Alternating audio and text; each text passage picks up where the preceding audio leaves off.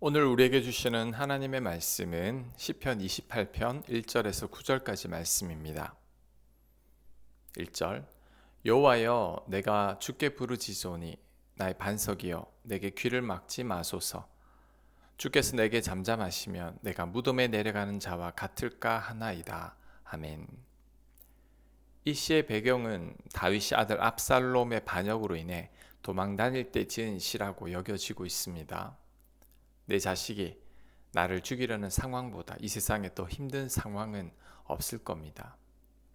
이때 다윗은 하나님을 간절히 찾고 부르짖고 있습니다. 하지만 아무런 응답이 없습니다. 1절에 부르짖으오니 귀를 막지 마소서, 잠잠하시면 내가 무덤에 내려가는 자와 같다고 하는 말들이 다윗이 하나님께 간절히 기도하고 있지만 아무런 응답이 없다는 것을 추측하게 합니다. 이처럼 우리들도 힘들어서 기도를 하지만 아무런 응답이 없는 것 같을 때가 있습니다. 허공을 향해, 벽을 향해 기도하는 것처럼 느껴질 때가 있습니다. 지금 다윗이 이런 상태인 거죠. 그런데 구약의 인물 가운데 하나님을 가장 사랑하고 하나님께 가장 사랑을 많이 받은 사람이 바로 다윗입니다. 하지만 이런 다윗도 기도 응답을 못 받고 있습니다. 다윗이 오랫동안 기도했지만 하나님께서 귀를 막은 것 같은 때가 있었다는 거죠. 그렇다면 우리 또한 이럴 수 있습니다. 너무 힘들어서 하나님께 부르짖고 하나님을 찾지만 하나님께서 잠잠하시고 귀를 막고 계시는 것처럼 느껴질 때가 있습니다. 우리는 이것을 이상하게 생각해서는 안 됩니다. 그런데 어떤 분들은 아무리 기도해도 응답이 없다고, 하나님은 안 계신다고 말하는 분들이 있습니다.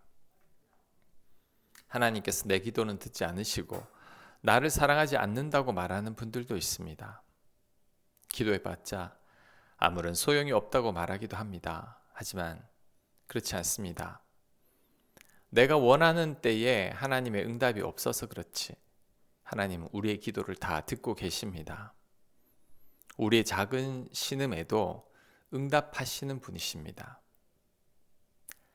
결과를 봐도 알 수 있듯이 다윗의 기도에 하나님께서 다 응답하셨습니다. 다윗이 하나님께서 귀를 막고 자신을 외면한 것처럼 느꼈을 뿐입니다.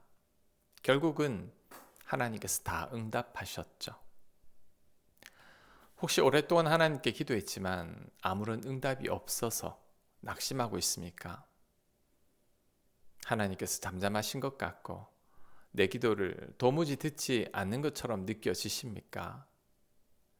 생각을 바꿔야 합니다. 하나님께서 다 듣고 계심을 믿어야 합니다. 그래서 포기하지 말고 끝까지 기도해야 합니다. 다윗도 이런 믿음으로 끝까지 기도했습니다. 2절 내가 주의 지성소를 향하여 나의 손을 들고 주께 부르짖을 때에 나의 간구하는 소리를 들으소서. 자, 지성소는 성전 안에 법궤를 모셔둔 곳입니다. 이곳에 하나님의 임재가 있죠. 지금 다윗은 그곳을 바라보며 자신의 손을 들고 하나님께 부르짖고 있습니다. 특히 다윗이 압살롬의 반역으로 인해 도망을 다닐 때에는 성전 곁에 있을 수 없기에 성전이 있는 곳을 향하여 기도하고 있습니다.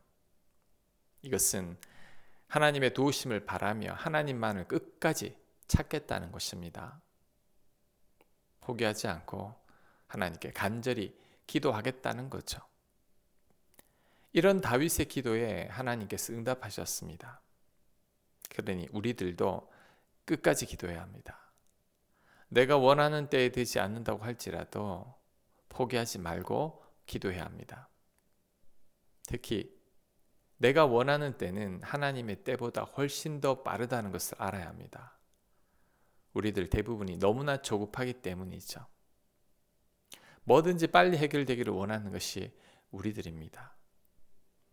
그래서 하나님께서 더 늦고 지체하는 것처럼 느껴지는 겁니다. 아닙니다. 하나님이 늦은 게 아니라 우리가 빠른 겁니다. 하나님의 때가 가장 정확합니다. 하나님의 때가 가장 합당하고 가장 선합니다. 우리는 이것을 믿고 인내하며 다윗처럼 하나님께 부르짖어야 합니다. 그럴 때 응답하시는 하나님을 만나게 될 것입니다. 자, 3절. 악인과 악을 행하는 자들과 함께 나를 끌어내지 마옵소서. 그들은 그 이웃에게 화평을 말하나 그들의 마음에는 악독이 있나이다. 그들이 하는 일과 그들의 행위가 악한 대로 갚으시며 그들의 손이 지은 대로 그들에게 갚아 그 마땅히 받을 것으로 그들에게 갚으소서. 그들은 여호와께서 행하신 일과 손으로 지으신 것을 생각하지 아니하므로 여호와께서 그들을 파괴하고 건설하지 아니하시리로다. 아멘. 이번에는 다윗이 악인들을 멸하여 달라고 기도하고 있습니다. 특히 이 악인들의 특징이 입술로는 화평을 말하지만 마음은 악독이 있는 겁니다. 다윗은 이들을 행위대로 심판해 달라고 하나님께 기도하고 있습니다. 우리는 악인들처럼 입술과 마음이 달라서는 안 됩니다. 세상 사람들은 내 속을 다 드러내면 안 되고 감추고 살아야 한다고 말합니다. 겉으로는 웃지만 속으로는 칼을 품고 사는 사람들도 많습니다. 하지만 하나님은 겉과 속이 다른 사람을 기뻐하지 않으십니다. 다윗은 그런 사람이 아닙니다. 다윗은 겉과 속이 아주 한결같은 사람이죠. 그래서 하나님께서 다윗을 많이 사랑하시는지도 모릅니다. 다윗의 시편만 봐도 알 수 있죠. 다윗의 기도를 보면 정말 솔직합니다. 포장된 기도, 하나님께서 기뻐하실 것 같은 기도를 하지 않습니다. 미운 사람 밉다고 하고 원수 같은 사람 멸하여 달라고 기도합니다. 마음에 내키지 않으면서 억지로 사랑하게 해달라고 기도하지 않습니다. 기도로 하나님께 잘 보이려고도 하지 않죠. 정말 솔직하게 하나님께 기도합니다. 우리도 이런 기도를 드려야 합니다. 하나님은 우리의 속마음을 우리보다 더 잘 아십니다. 이런 하나님 앞에 우리 마음을 절대 감출 수 없습니다. 그러니 솔직하게 기도하는 게 제일 낫습니다. 이런 기도를 하나님 기뻐하십니다. 다시 말씀드리지만 우리는 이중적인 삶을 살아서는 안 됩니다. 내 것과 속이 달라서는 안 됩니다. 하나님 앞에 한결같은 모습으로 살아야 합니다. 자, 6절.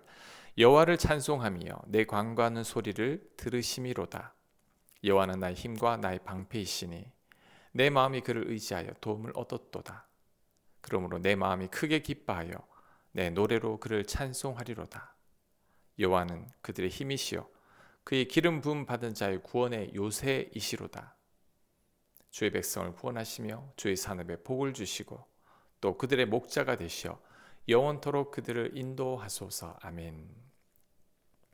이번에는 다윗이 과거를 회상하며 다시 믿음의 고백을 하고 있습니다. 과거에 자신의 기도를 들으셨다고 고백합니다. 하나님을 의지하여 도움을 얻었다고 고백합니다.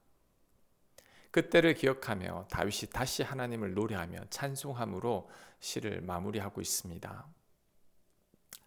자, 그런데 오늘 이 다윗의 시를 대하면서 또다시 느끼는 것은 하나님께서 사랑하시는 자에게 아무런 고난이나 환난이 없는 게 아니라는 겁니다. 우리들은 복받은 자들은 아무런 고난이나 환난이 없는 자라고 생각합니다. 그런데 다윗을 보면 그게 아닙니다. 다윗의 시들을 보면 알 수 있겠지만 얼마나 고난과 환난이 많았는지 모릅니다.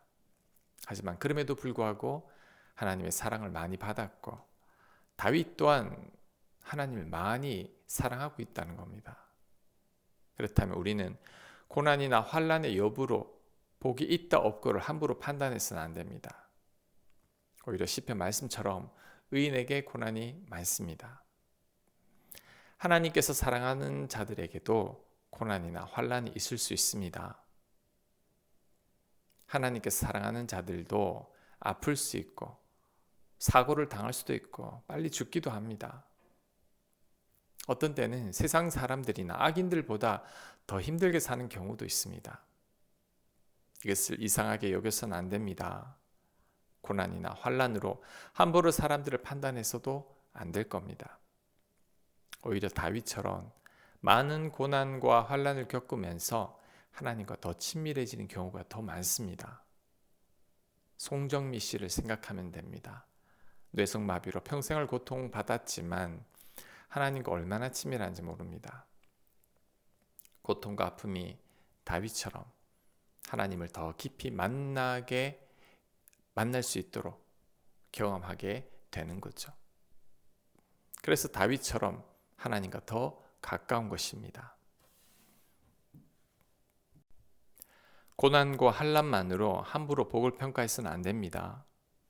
오히려 고난과 환난으로 인해 하나님을 더 깊이 만나게 되니 이것 또한 감사할 수 있습니다. 이것 또한 하나님의 은혜인 것입니다. 이것을 믿는 저와 여러분들 되시길 간절히 축원합니다. 아멘.